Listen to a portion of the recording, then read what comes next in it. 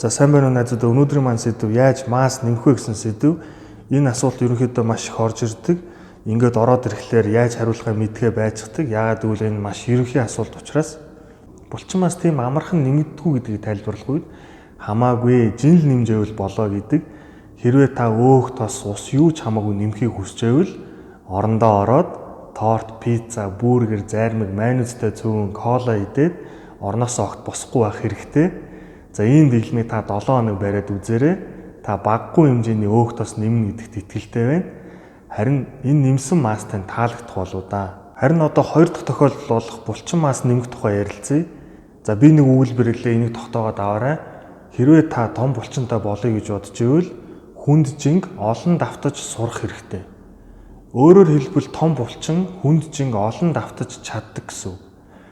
За энэ бол натурал болон хориотой зүйл хэрэгэлдэг бүх хүнд хамаатай шүү. Үүний баталгаа болгож жишээ авъя. Манай бодигийн элит тамирчид пампинг, суперсет, дропсет хийж ус төрөгчийн ёон хит ялгаруулж булчингаа маш их эсэлдүүлдэг ч гэсэн анх туранхай жижигхэн байхдаа бүгд хүчний бэлтгэл хийж томорж байсан. Элит тамирчдын давтдаг жин нь шахалт 200, суулт 300 гарсан байдаг юм шүү. 200 шахаж 300 суудаг элдгээр элитүүд маань бүгд өөрийн генетикийн хязгаартай тулсан учраас булчингийн объем нь жилээс жил бараг нэмэгддэггүй. Цаашид хүчний бэлтгэлээ хийж 200 шахаж 300 суугаад байвал нэг л өдөр булчин тасарна. За ингэсэн тамирчид маш олон байдаг. За булчин тасарсан тохиолдолд бол ерөнхийдөө бодибилдингийн карьер нь төгсгөл болно. Булчингийн объем болон генетик нь тулцсан тамирчид цаашид булчингаа илүү чанартай гүнзгий болгох гэж хичээдэг.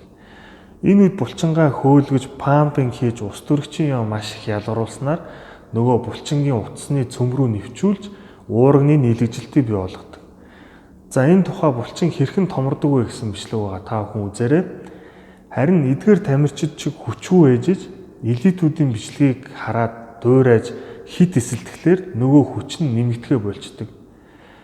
Хит эсэлдэхлээр булчингийн агшид сундаг элемент болох миофибрил өвчтөй шүү. Юу гэж хэлэхэд байна гэхээр натуралууд жишээлбэл цээж хахалтан дээр 100-аар 10 давтдаг болох хэрэгтэй. Харин тамирчид маань 150-аар 10 шахдаг болох ёстой. За энэ шахалтын техник бол цэвэр бодибилдингийн техникээр байх ёстой шүү.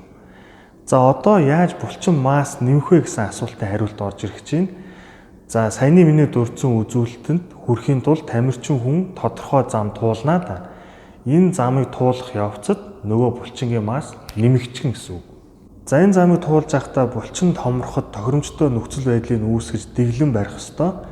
Дэглэм гэхэлэр зөвхөн хооллолт гэж бити ойлгоорой. Үүнд тогтмол бэлтгэл, амралт, витамин, минерал, мөн зөв бэлтгэлийн систем гээд маш олон зүйлс ордог.